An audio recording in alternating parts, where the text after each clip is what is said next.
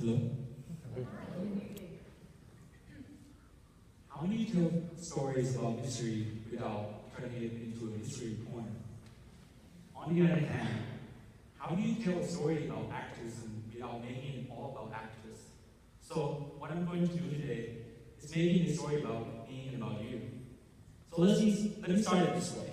Let me start with a little bit of acknowledgement that we are now sitting in a place called Monroe County, a land that used to belong to Native American tribes who were dispossessed by settler colonizers.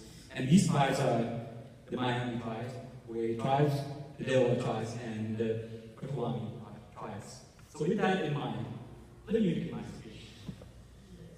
So I want to make a bit of a confession when Amrita approached me on behalf of Dr. Bloomington and asking me to speak about the local scene in Bloomington.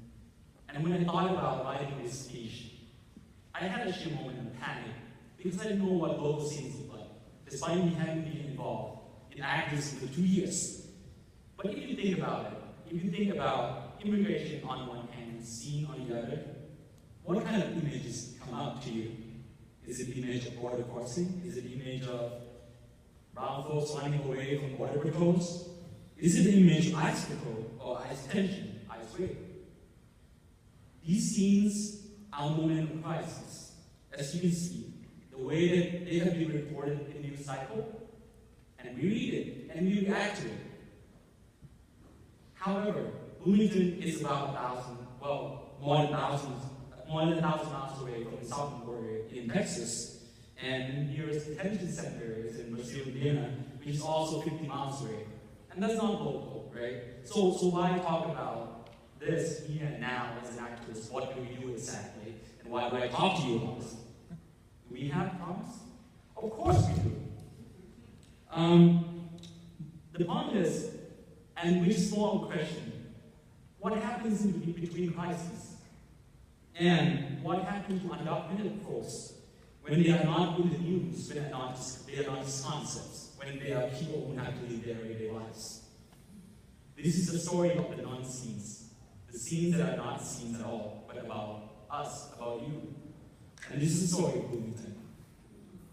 Now let me tell you about my personal anecdotes, and you can think of it as a story, and not a bit about documented, undocumented, whatever.